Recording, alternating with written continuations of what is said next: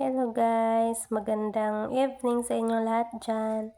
For today's video guys, magluluto tayo ng lumpiang togi.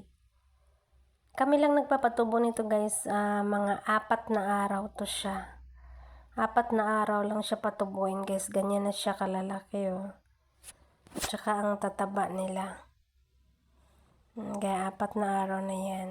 Tatanggalin na natin siya sa bimpo kasi dyan namin siya pinapatubo sa strainer. Sinasapi na lang namin siya ng bimpo.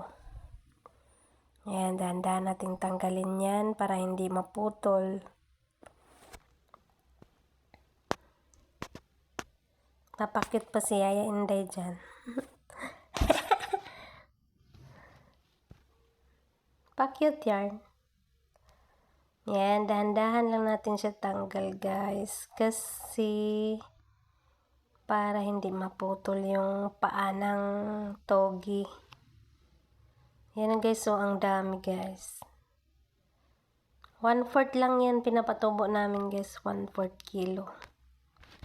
Yan na guys. Ang dami oh. Yan, tapos tatanggalin natin yung ugat isa-isa para malinis tingnan.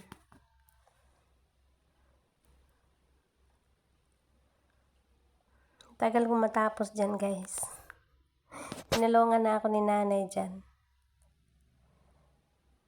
Yan, malinis na guys. Ang dami niyan siguro.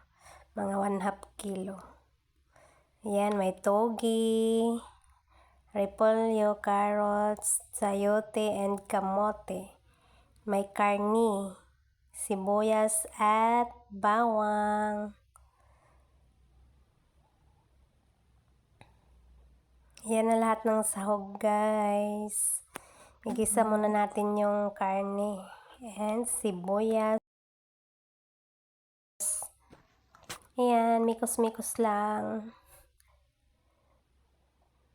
Diyan. Tapos ilagay na natin yung kamote. Kasi yung kamote medyo matigas, kaya unahin natin siya ng gisa.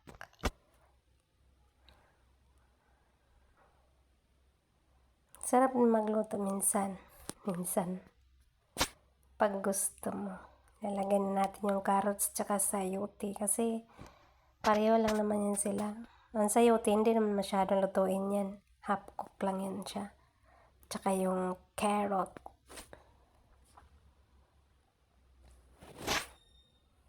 Yan. Pagkatapos niya, ilagay yung repolyo.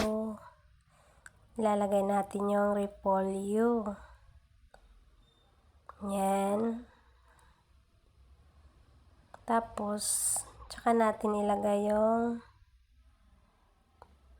mamaya yung togi. Hindi naman yan masyadong lutuin guys kasi peprituhin pa yan. Yan na, nilalagay na natin yung togi dyan. Hindi na masyadong lutuin yan kasi peprituhin pa yan siya.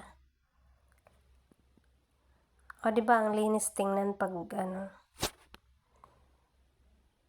pag ikaw mismo magpapatubo ng Kasi yung nabibili natin minsan sa palengke, maitim na yung color. Yan, titimplahan na natin yan ng oyster sauce. Ay, nilagay ko na pala dyan yung cubes guys. Nilagay ko na pala yung pork cubes. Hindi na videohan, char. Yan na guys. Luto na yan siya guys. Tapos babalutin na natin yan. Yan, nakahanda na yan guys. Babalutin na natin yan. Ayan na, nakabalot na, ready to fried na. Dito nga guys, piniprito na natin ang ating lumpiang togi. Mag-practice daw ako mag-voice over guys. Pangit hindi ko alam kung anong sasabihin ko, Tagalog ba or Bisaya. Ayang salita ko halo-halo na, Tagalog, Bisaya, Ilonggo. Ayan na guys. Charap. Ang sarap, charap. Pwede siya pang merienda.